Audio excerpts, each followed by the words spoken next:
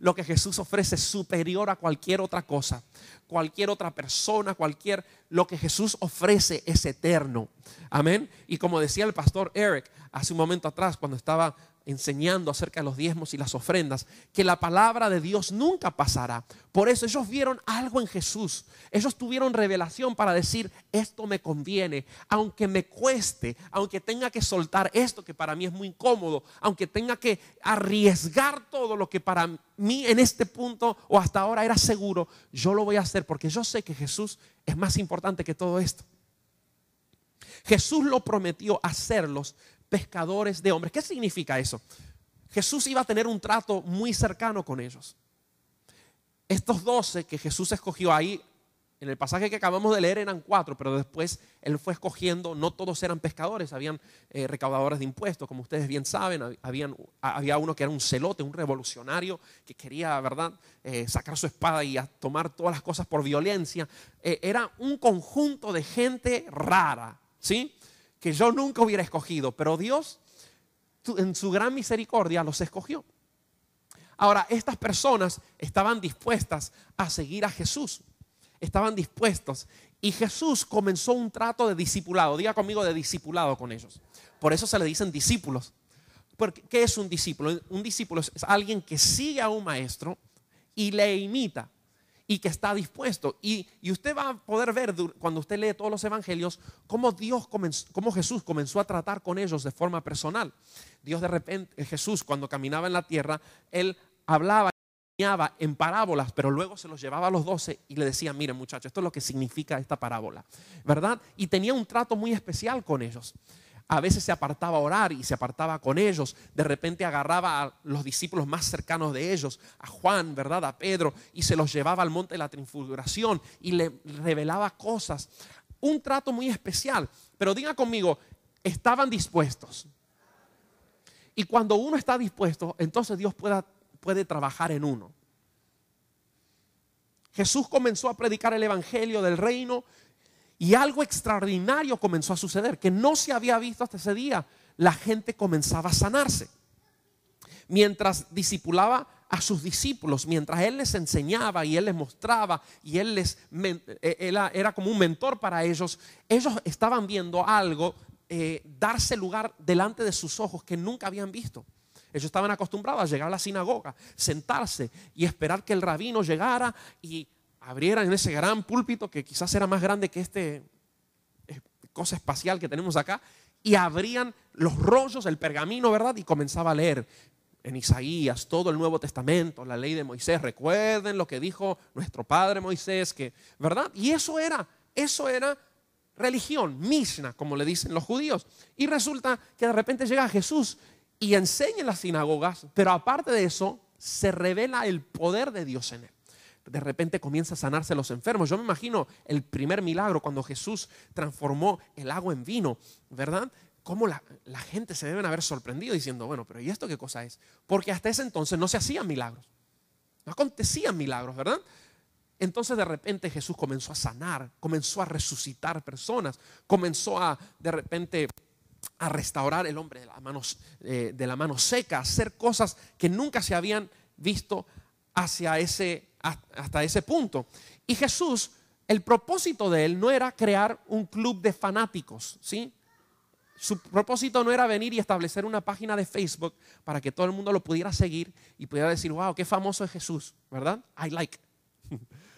El propósito de Jesús era crear discípulos. Acompáñenme de regreso a Lucas capítulo 9.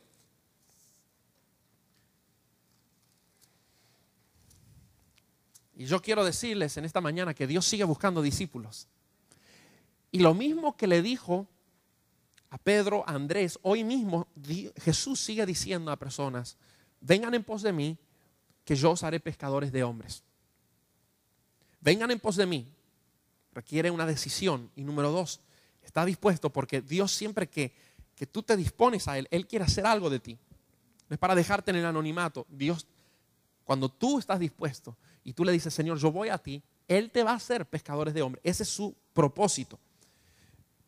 Miren el capítulo 9.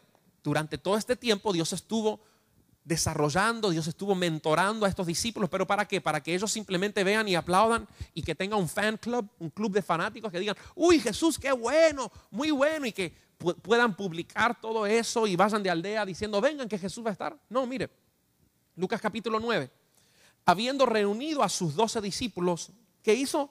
Les dio poder, diga conmigo poder, pero dígalo con poder, le dio poder y autoridad sobre todos los demonios y para sanar enfermedades, y los envió a predicar el reino de Dios y a sanar a los enfermos. Y les dijo, no tomes nada para el camino, ni bordón, ni alforja, ni pan, ni dinero, ni llevéis 2 túnicas, y en cualquier casa donde ustedes entren, quédense allí, y de allí salid, y donde quiera que no los reciban, salgan de aquella ciudad, sacudan el polvo de vuestros pies en testimonio contra ellos. Y la Biblia dice en el 6, saliendo pasaban con todas las aldeas, anunciando el evangelio y sanando por todas partes. ¿Cuántos dan gloria a Dios por eso? Jesús no estaba interesado en tener un grupo de fans que le aplaudieran y digan, qué lindo Jesús. No, el propósito de Jesús, cuando Él se acercó a esa ribera o al borde del mar de Galilea y le dijo a Andrés y le dijo a Pedro que vengan y le sigan, era para formar en ellos el carácter de Cristo y para que lo mismo que hacía Jesús, ellos lo comenzaran a hacer. Porque Él sabía que un día Él iba a resucitar, iba a morir, resucitar, y Dios lo iba a llevar en el trono.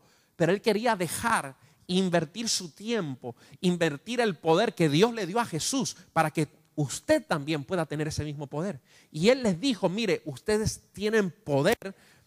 Y en el versículo 2 dice, los envió a predicar el reino de Dios y a sanar a los enfermos. Dice que les dio poder y autoridad sobre los demonios y sobre las enfermedades. O sea, yo me imagino esa escena. Esta gente estaban acostumbrada a estar tranquilo, ¿verdad? La gente venía, yo me imagino que para ellos debe ser un honor decir, sí, yo soy uno de los escogidos de Jesús. Amén, aleluya. Yo soy uno de los que siempre camina con Jesús. Yo estoy con Él. Pero de repente Jesús lo agarró y le dijo, muchachos, se le acabó la fiesta.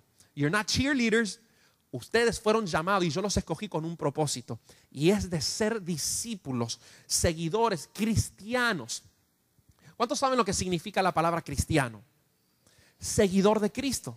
Muchas veces nosotros decimos, sí, yo soy cristiano. Pero la pregunta es, ¿estás haciendo lo mismo que hizo Jesús? ¿Le estás siguiendo de verdad? ¿Eres un discípulo o solo vienes a la iglesia? Porque muchas veces nos llamamos algo que ni siquiera somos. Un cristiano es una persona que es un seguidor de Jesús, que imita a Jesús, que el mismo poder que operó en Jesús opera en su vida también. Y mire, yo sé que esto estamos hablando de los apóstoles, pero es contigo también. El poder de Dios no se limitó a 12 personas. El poder de Dios está para aquellos que están decididos a dejar sus barcas y a dejar sus redes y decir, Señor, yo te voy a creer a ti y yo te voy a seguir. Y mire, muy interesante, porque cuando Dios hace algo, Dios siempre te va a hacer mover en fe. Dios les dijo a estos discípulos, no lleven nada. Yo los voy a mandar, pero ni siquiera lleven un pedacito de pan, nada. Ni alforja, no lleven 2 pares de sandalias. Con lo que tienen puesto, vayan. Y ustedes van a ver que el mismo poder que opera en Dios en ustedes para sanar a los enfermos y para echar fuera demonios, ese mismo poder de Dios va a ayudarles a que a ustedes no les falte absolutamente nada. Mire lo que dice el versículo 10 después. Vueltos los apóstoles, estamos en Lucas 9, vueltos los apóstoles le contaron todo lo que habían hecho. Y tomándolo se retiró aparte a un lugar desierto de la ciudad llamada Betsaida. Ellos regresaron y comenzaron a contarle a Jesús, mira Jesús, les comenzaron a testificar. Tienes que ver, había un hombre ahí que estaba enfermo en una cama. Sabe Dios lo que le habrán contado, pero la Biblia dice que Dios los usó. Y ellos se sorprendieron al ver que lo mismo que Jesús hacía, ellos lo podían hacer. ¿Qué pasa hoy en día con la iglesia? Que la iglesia ha tomado una posición muy cómoda. Primero, que no se ha dispuesto a entregar sus redes y sus barcas para seguir a Jesús. Quieren quedarse con las barcas y quieren quedarse con Jesús. Dice, Señor, yo te entrego una parte de mi vida, pero sabes que esto lo necesito por las dudas, ¿verdad? Y no se animan a lanzarse en fe y decir, Dios, si tú le supliste para Pedro, si tú le supliste para Andrés, tú me vas a suplir para mí.